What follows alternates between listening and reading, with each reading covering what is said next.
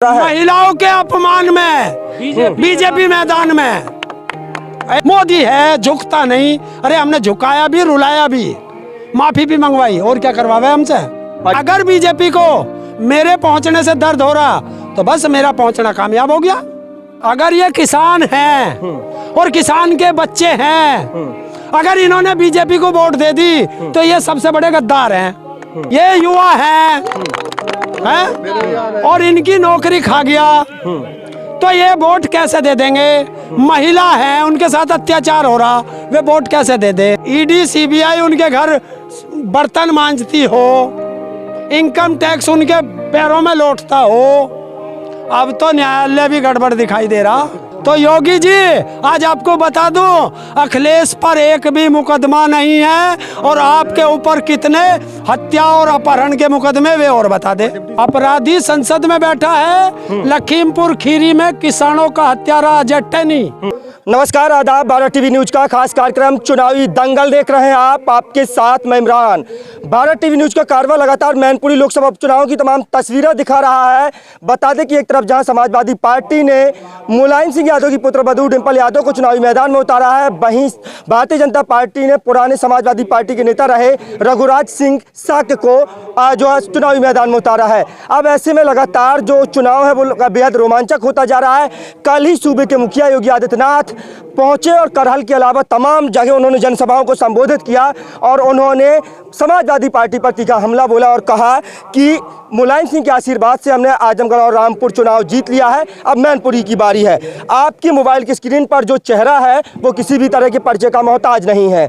जो आपकी मोबाइल की स्क्रीन पर हरिंदर ताऊ जो दिखाई दे रहे होंगे, किसान आंदोलन का एक सबसे चर्चित चेहरा, किसान आंदोलन का सबसे चर्चित चेहरा मैनपुरी में लगातार समाजवादी पार्टी के पक्ष में कैंपेनिंग कर रहा है। बातचीत करेंगे। सबसे पहले भारत टीवी न्यूज पर बहुत बहुत स्वागत है ताऊ आपका। धन्यवाद आपका और आपके दर्शकों को ताऊ का राम राम। और पहला सवाल यही रहेगा, कैसे मैनपुरी कैसे आना हुआ? क्यों अमेरिका में है भाई, पासपोर्ट लगा है, आ नहीं सकते अमेरिका। किसानों को समझाने आया हूँ। राजनीति कर रहे हैं? राजनीति कर रहे हैं आप? अब तुम इसे राजनीति कहो या कुछ कहो, मैं अपने किसानों के बीच जाऊंगा, सबके बीच जाते हैं और हम भी जा रहे हैं। अरे भारतीय जनता पार्टी गरीब किसानों को खुशहाल कर दिया है, खाद पानी बिजली की जो किल्लत है वो दूर हो गई है। अब जो है लगातार उनको 24 घंटे बिजली मिल रही है। उनसे किसी से पूछ के मैनपुरी में खड़ा दो। हाँ है, खाद अगर यहाँ मिलता तो इनकी फसल ना बुझ जाती अभी तक। कहाँ मिल रहा खाद? न खाद है, न बिजली है, नहरों में पानी नहीं, तो झूठ बोलने की इनकी मशीन है।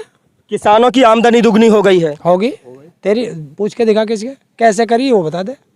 कल योगी आदित्यनाथ पहुंचे और उन्होंने कहा कि मुलायम सिंह के आशीर्वाद से हमने रामपुर और आजमगढ़ को जीत लिया है, अब मैनपुरी की बारी है। डूब के मर जाना चाहिए उसे। तो फिर बीजेपी क्या कर रही भाई? अगर आशीर्वाद मुलायम सिंह जी का ही चाहिए तो डूब के मर जाना चाहिए इन्हें, बीजेपी में ताड़ा मार देना चाहिए। कह रहे थे पहले जो है गुंडा राज बहुत था, एक परिवार का राज था, और अब जो है परिवारवाद से भारतीय जनता पार्टी जो है मुक्ति दिलाने वाली है। कौन कह रहा परिवारवाद की? योगी आदित्यनाथ। झूठ बोल रहा। देखिए, अगर ये मैं झूठ बोलूं, ये झूठ बोले चलेगा। जब एक पीले कपड़े पहनने वाला झूठ बोलने लगे, समझ लो उस देश का नाश होने वाला। परिवारवाद की बात कर रहा। अरे खतौली चला जा, खसम को सजा होगी, लुगाई को टिकट दे दिया, यो परिवारवाद ना और क्या है? ब्रजेश पाठक कह रहे हैं अपराधी माफिया अब सब्जी बेच रहे हैं। अपराधी माफिया तो संसद में बैठे, मुख्यमंत्री दोनों। अपराधी संसद में बैठा है। लखीमपुर खीरी में किसानों का हत्यारा अजय टैनी मंत्री बड़ा बैठा, जवाब दे। आप आजमगढ़ गए, बड़ी बड़ी बातें कर रहे थे, आप रामपुर गए, बड़ी बड़ी बातें कर रहे थे, अब आप मैनपुरी में हैं। आप अपने 2 मजबूत किले हार चुके हैं, समाजवादी पार्टी दोनों मजबूत किले गवा चुकी है, अब तीसरा जो किला है साख दाव पर लगी है आपकी। देखिए, हमारी कोई साख दाव नहीं, ना हम चुनाव लड़ते। चुनाव लड़ती हैं राजनीतिक पार्टियां, हम राजनीतिक किसान हैं और अपनी किसानों की बात समझाने आते हैं। एक चीज़ का हमें फ़ायदा हो जाता है कि किसान एक जगह इकट्ठे मिल जाते हैं, हम अपनी बात कह देते हैं। तो क्या लग रहा है, आप इतना घूमे हैं, क्षेत्र में जा रहे हैं, किसानों को समझा रहे हैं, किसानों को किस तरह से कन्वेंस कर रहे हैं आप? किसानों से बता रहे हैं कि 750 किसानों की शहादत इस सरकार ने ली। हत्यारी है किसानों की, किसानों पे गाड़ी चढ़ा के उनकी हत्या की। जो जो इन्होंने वादे किए सबसे मुकर गए। 1 साल तक 14 महीने तक लंबे समय तक चला किसान आंदोलन, उसके बाद हुआ ये उत्तर प्रदेश का विधानसभा चुनाव और भारतीय जनता पार्टी पूर्ण बहुमत से सरकार बनाने में हुई कामयाब। सारे मीडिया वालों को चुनाव दिखाई दे, ये नहीं दिखाई देता जो किसान इधर उधर बटा था, अब किसान परिवार एक हो गया। अरे जब तो तुम ही कहते थे ना कि मोदी है पीछे नहीं हटता, हटाया। मोदी है झुकता नहीं, अरे हमने झुकाया भी, रुलाया भी, माफी भी मंगवाई, और क्या करवावे हमसे। परिवार एक होने का फायदा क्या हुआ कि 2022 में फिर पूर्ण बहुमत से 4 स्टेट में जो है सरकार बनाई है। हम चुनाव लड़ रहे, तमें वो 4 स्टेट तो दिखाई दे जा, तुम्हें दिल्ली ना दिखाई देती, तुम्हें पश्चिम बंगाल ना दिखाई देता, तुम्हें पंजाब ना दिखाई देता। अरे घर घर पर्चे बांट रहा था थूक लगा लगा के। अब देख रहा तो गुजरात में जाके देख सरकार कहाँ है। भारत में सरकार है कहीं? नहीं है ना, सब गुजरात में पड़ी। लगातार जो है कहा जा रहा है सरकार की अगर दावों और वायदों की बात करें तो कह रहे हैं आम आदमी खुशहाल हो गया है। आम आदमी से लेकर खास आदमी तक जो है पूरी तरह से लोग खुशहाल हो गए। लोगों को मुफ्त में राशन बांटा जा रहा है, आप लोगों को दिखाई नहीं दे रहा। आप लोग राजनीति कर रहे हैं।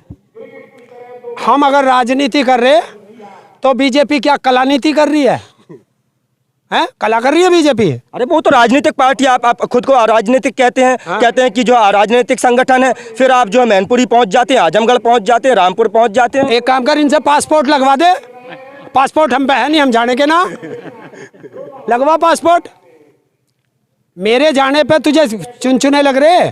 और अगर बीजेपी को मेरे पहुंचने से दर्द हो रहा तो बस मेरा पहुंचना कामयाब हो गया। आखिरकार क्या परेशानी है भारतीय जनता पार्टी से? इतना बढ़िया काम कर रही है, इतने स्टेट में सरकार चला रही है। अगर बढ़िया काम नहीं करती तो इतने स्टेटों में सरकार कैसे चलाती? यूपी में कैसे वापस आ जाती, दोबारा सरकार बना ली? जब तेरी कनपट्टी पर रिवाल्वर लगा देगा ना एसएसपी और डीएम, तुझे पता चल जाएगा कैसे आई। अरे सुशासन चल रहा है, अब जो अपराधियों के घर पर बुलडोजर चल रहा है, सारे अपराधी थर थर कांप रहे हैं उत्तर प्रदेश के। पत्रकार महोदय, या तो जानकारी पूरी रखा करो। हाँ, तो आप मेरे से बात करनी है। हाँ? बता, अपराधी अजय टैनी के घर पे कद बुलडोजर चलेगा? बता दे तू ही। मैं एक पे रखूंगा तुझे फोकस। तू सब जगह भगले, में तुझे एक जगह रखूंगा। और जिस दिन वो अपराधी उसके घर पे बुलडोजर चल जाएगा तब आके मेरे से बुलडोजर की बात कर। कोर्ट में चल रहा है ना मुकदमा, अब कोर्ट तय करेगा। कोर्ट तय करेगा ना। और जिनके घर बुलडोजर चला उनके कोर्ट में मुकदमा चल रहा था, उनका तो ना चल रहा था। ये दोहरा चरित्र, चाल चरित्र और चेहरा अगर देखना तो बीजेपी का देख लो। बीजेपी का देख लो। आखिरी में तब एक बार कहूंगा कि घुमा करके कैमरा दिखा दें। ये ताऊ की जो है फैन फॉलोइंग है। ताऊ किसी भी तरह के पर्चे के मोहताज नहीं है। किसान आंदोलन का एक सबसे चर्चित चेहरा, लंबे समय तक किसानों के साथ संघर्ष करने वाला वो चेहरा है जो लगातार यहाँ पर मैनपुरी में। तुझे एक चीज और बताया दूं, अगर ये किसान हैं और किसान के बच्चे हैं, अगर इन्होंने बीजेपी को वोट दे दी तो ये सबसे बड़े गद्दार हैं। ये युवा हैं और इनकी नौकरी खा गया तो ये वोट कैसे दे देंगे? महिला है, उनके साथ अत्याचार हो रहा, वे वोट कैसे दे दे? महिलाओं के सम्मान में बीजेपी मैदान में नारा है। महिलाओं के अपमान में बीजेपी मैदान में।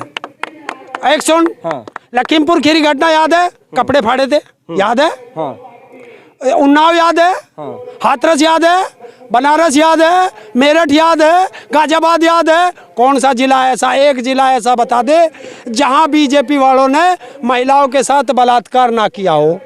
ये सब करने के बाद भी भारतीय जनता पार्टी जीत गई।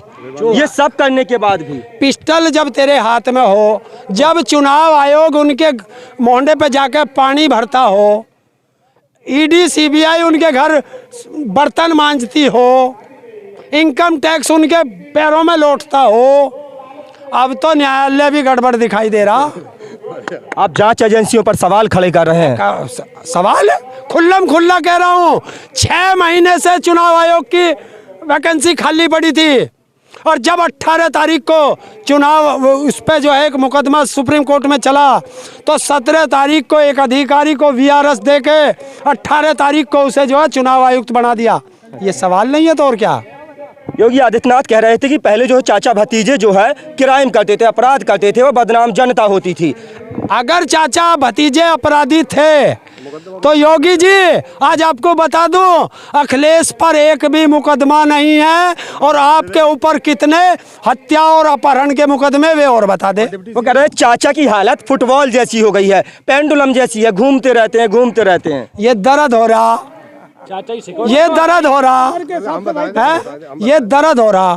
पेंडुलम तो ये खुद है, फुटबॉल तो ये खुद है कि कभी दिल्ली और कभी लखनऊ और कभी नागपुर। अच्छा, तो ये हैं। चलिए बहुत बहुत शुक्रिया, बहुत बहुत शुक्रिया। तो हमारे साथ हरिंदर ताऊ थे। हरिंदर ताऊ ने हमारे तमाम सवालों के जवाब पूरी बेबाकी के साथ दिए हैं। और बता दें कि 5 तारीख को 5 दिसंबर को मतदान होना है। मैनपुरी में लोकसभा का उपचुनाव है। मुलायम सिंह यादव के निधन के बाद ये सीट खाली हो गई है। 8 तारीख को नतीजे आएंगे, उसके बाद पता चलेगा कि मैनपुरी का अगला नया सांसद कौन होगा। लेकिन एक तरफ जहां समाजवादी पार्टी को अपना सबसे मजबूत किला बचाने की चुनौती है, तो भारतीय जनता पार्टी को अपना जो कमल खिलाने का मौका है।